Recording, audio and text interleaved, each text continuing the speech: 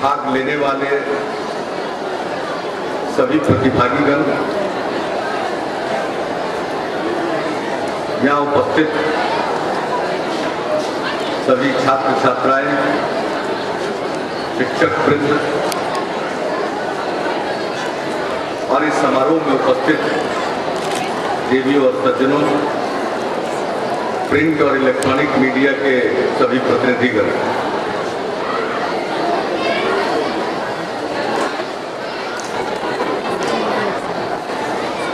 हर साल अब सूचना एवं जनसंपर्क विभाग के द्वारा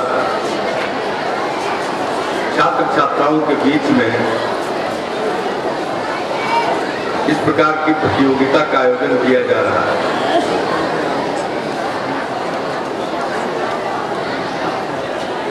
दो 2006 की प्रतियोगिता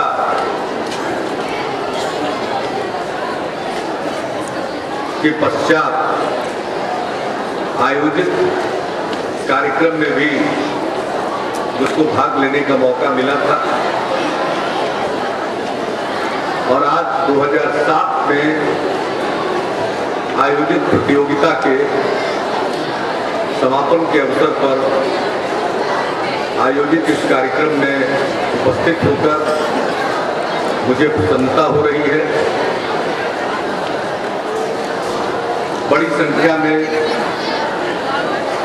विभिन्न प्रकार की प्रतियोगिताओं में हजारों बच्चों ने भाग लिया है। क्विज प्रतियोगिता, वाद विवाद की प्रतियोगिता, निबंध के लिए प्रतियोगिता, चित्रकला में प्रतियोगिता, इस प्रकार से अनेक विषयों में प्रतियोगिता का आयोजन हुआ और इस प्रकार की प्रतियोगिता से एक उत्साह का वातावरण बनता है और किसी भी समाज के आगे बढ़ने के लिए जो सबसे जरूरी चीज है वह है लोगों का उत्साह। और ऐसे अवसरों पर जब मैं बच्चों में उत्साह का भाव देखता हूं तो मुझे बेहद खुशी होती है और मेरा विश्वास और मजबूत होता है कि बिहार में काफी संभावना है, बिहार जरूर आगे बढ़ेगा।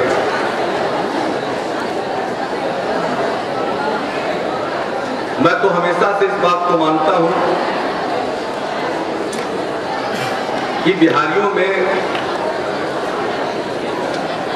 प्रतिभा, वे मेहनती हैं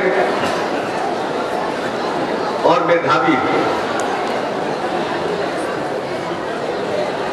आज मैं दो बच्चों को यहां बोलते हुए सुन रहा था और दोनों ने जिस ढंग से अपनी बात रखी, जिस आत्मविश्वास के साथ अपना भाषण यहां दिया, उससे ये बात साबित हो गई कि बिहारियों से बेहतर ढंग से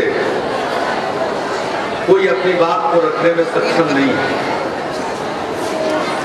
और इसमें छात्र छात्राओं का जब ये परफॉर्मेंस है, जबकि हमें मालूम है कि बिहार में शैक्षणिक वातावरण में काफी गिरावट आई थी। जिन लोगों के पास धन था, सामर्थ्य था, उन्होंने अपने बच्चों को पढ़ने के लिए बाहर भेजना शुरू किया था। बिहार में वही बच्चे पढ़ रहे थे जिनके अभिभावक इस स्थिति में नहीं थे कि वो अपने बच्चों को बाहर पढ़ा पाए। बावजूद उसके शिक्षकों की कमी, विद्यालयों की स्थिति का ठीक न होना, प्रयोगशालाओं की कमी, पुस्तकालय का न होना, इन विपरीत परिस्थितियों में भी यहाँ के बच्चे पढ़ते रहे और उनके अंदर जो प्रतिभा है उसके कारण देश भर में जब भी कोई प्रतियोगी परीक्षा का आयोजन हुआ, चाहे वो जिस स्तर का, चाहे वो संघ लोक सेवा आयोग के द्वारा आयोजित परीक्षाएं हों, जिसके माध्यम से ऑल इंडिया सर्विसेज के लिए चुनाव होता है, लोग IAS, IPS या एलाइड सर्विसेज में जाते हैं, या किसी अन्य प्रकार की नौकरी के लिए किसी प्रतियोगिता का आयोजन हो, प्रतियोगी परीक्षा का आयोजन हो, सभी कठिनाइयों के बावजूद अपनी मेधा के बल पर और अपनी मौलिक प्रतिभा के बल पर बिहार के बच्चे, बिहार के युवा वर्ग के लोग सबसे अधिक संख्या में उत्तीर्ण होते रहे। किसी भी प्रकार की परीक्षा, अगर कोई एक राज्य का युवा वर्ग सबसे बड़ी संख्या में पास करता रहा है इन प्रकार की परीक्षाओं को, तो वो बिहार के बच्चे हैं। सब प्रकार की विपरीत परिस्थितियों के बावजूद तो ये दर्शाता है कि बिहारियों में प्रतिभा है, बिहारियों में दम है, और मुझे पूरा विश्वास है कि अगर शिक्षा के क्षेत्र में जो कुछ कदम उठाए गए हैं उनसे शैक्षणिक जगत में सुधार आएगा।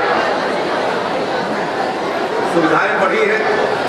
अभी मैं देख रहा था क्विज के जरिए, क्विज में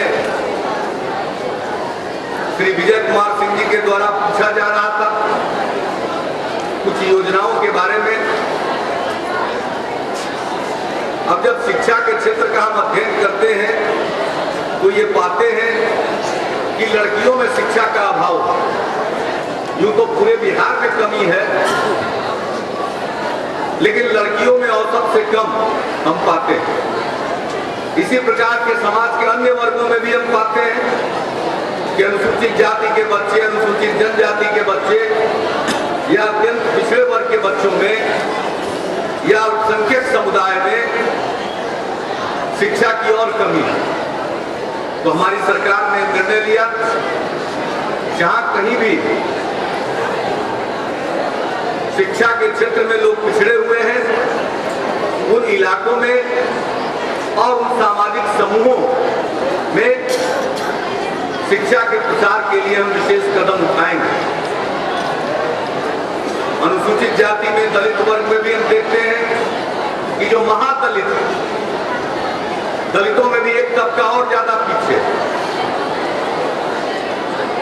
उसमें शिक्षा की बहुत कमी है।